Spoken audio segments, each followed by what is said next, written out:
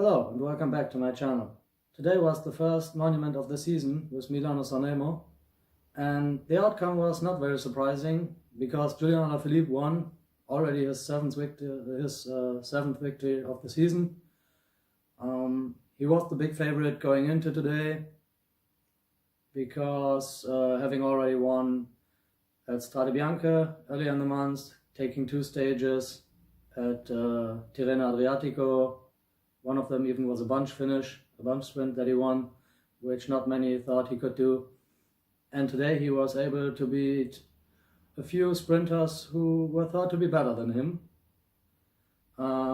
Sagan once again did not win. He seemed to be boxed in, maybe worked a bit too much again at the front after the Poggio.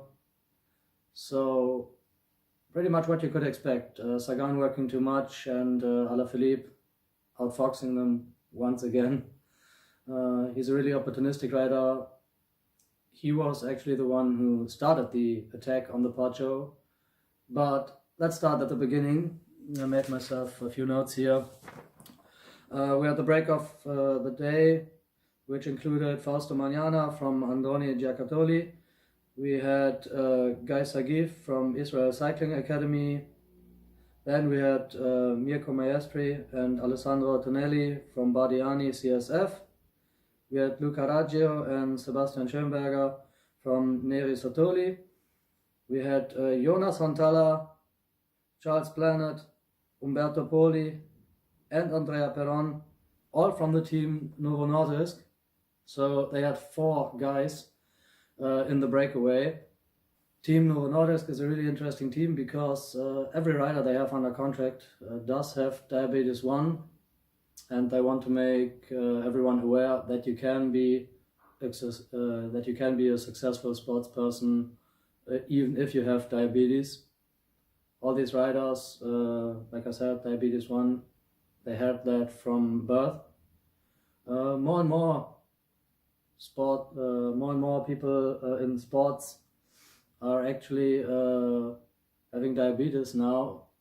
Before it was often thought that those people could not do endurance sports or something like that, but last year in football in the NFL we also had Mark Andrews from the Baltimore Ravens, who has diabetes 1, who played a really good season. And now Team Novo Nordisk once again present in the breakaway at Milan and San Remo. They were also present last year in the breakaway.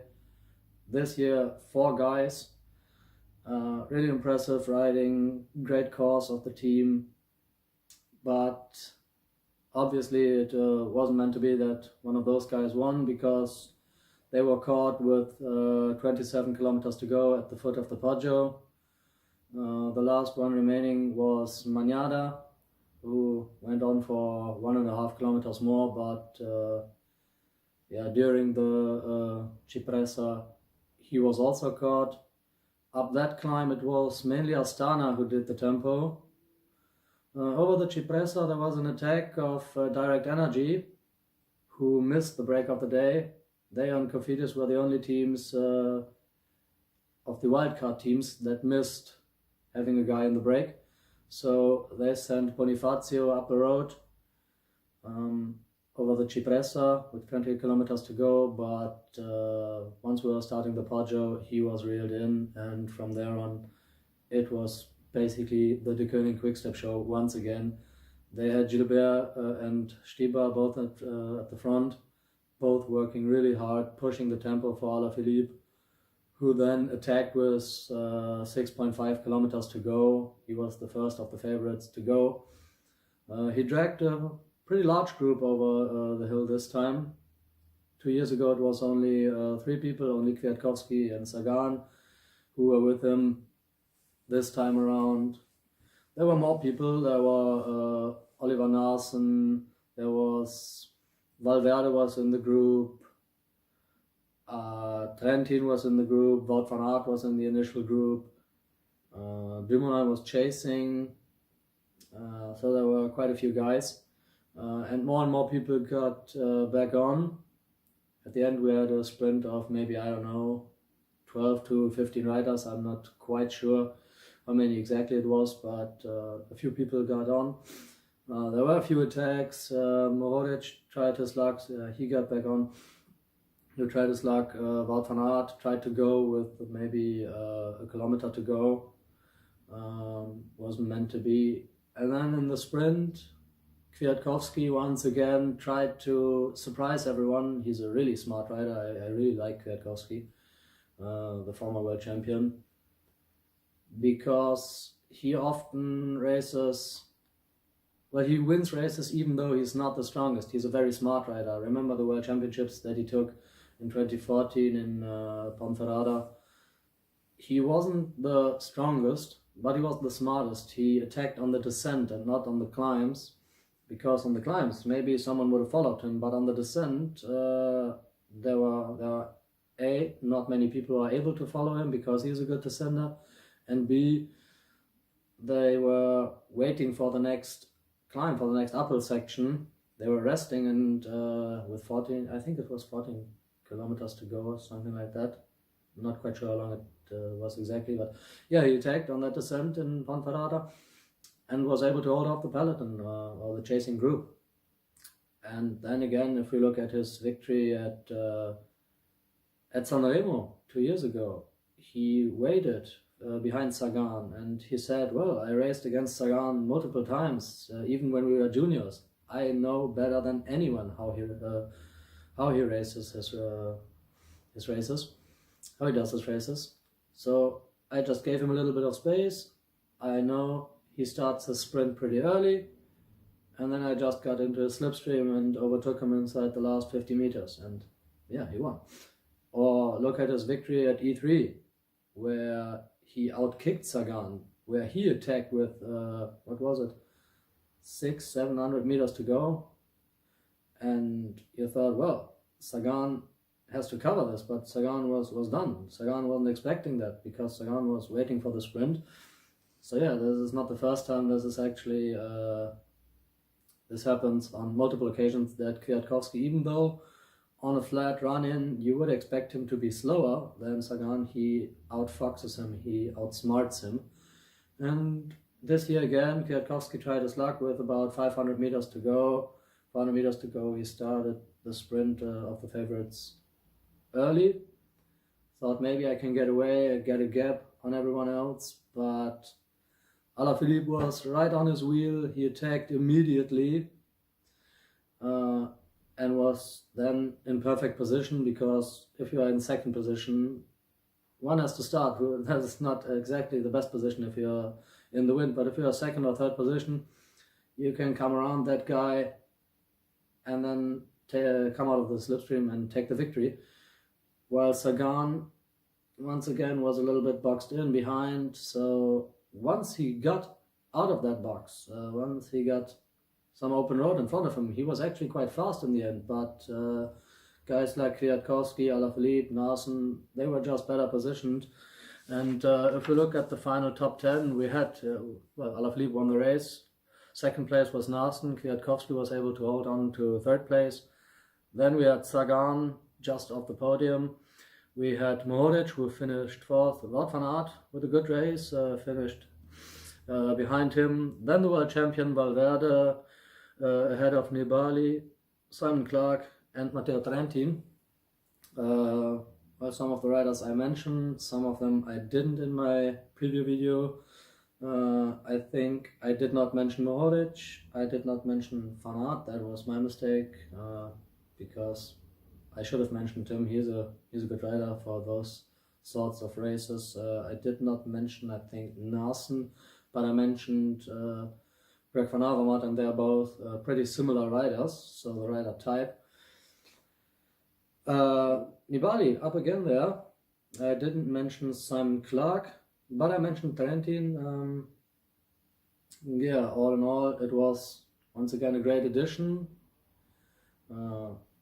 This time, actually, the favorite won the race, or one of the biggest favorites, because everyone said, if there are attacks on the Poggio, it is probably Alaphilippe's race to lose, and that was the case. People said, okay, if there's a sprint, then it's a little bit more open. Then it could be Sagan, it could be Gaviria, who looked really strong on the climbs today, actually, Gaviria. So if this would have been brought back, I think Gaviria would have had a chance, while Viviani once again cracked on the Poggio. I think really he can't cope with the distance. Like after 290 kilometers, he's just finished. It showed once again. And another thing I was wrong about was Philippe Gilbert. I said in my previous video that he was going to attack. I said 100%.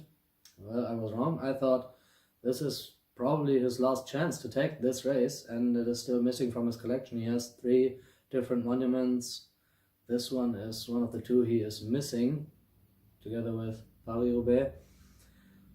And I thought, okay, it's a contract year for him at the Koenig, but also he is not getting any younger.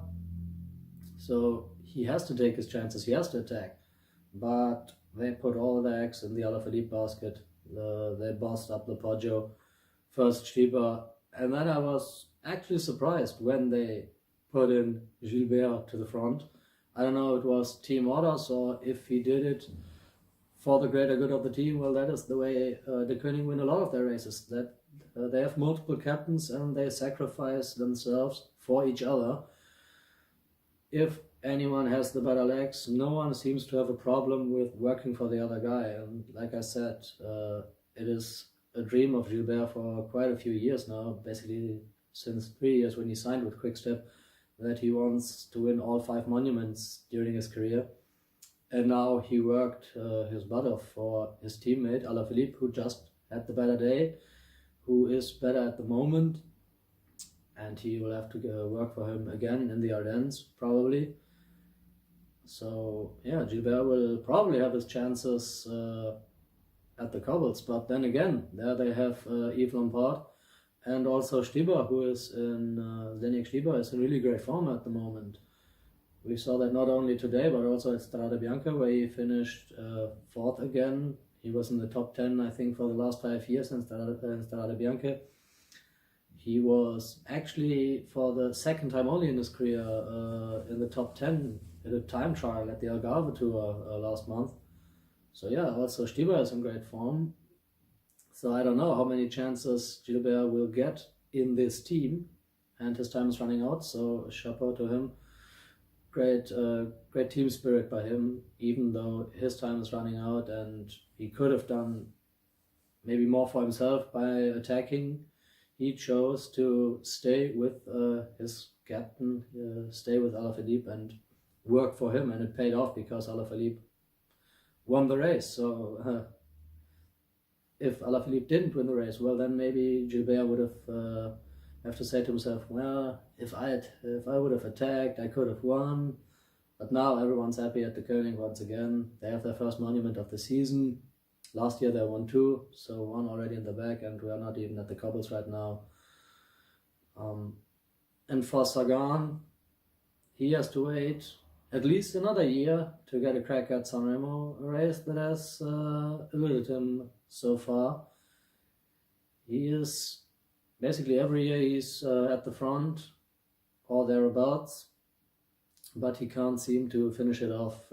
At least he was not second today. I think not many riders have more second place finishes during their career than Sagan.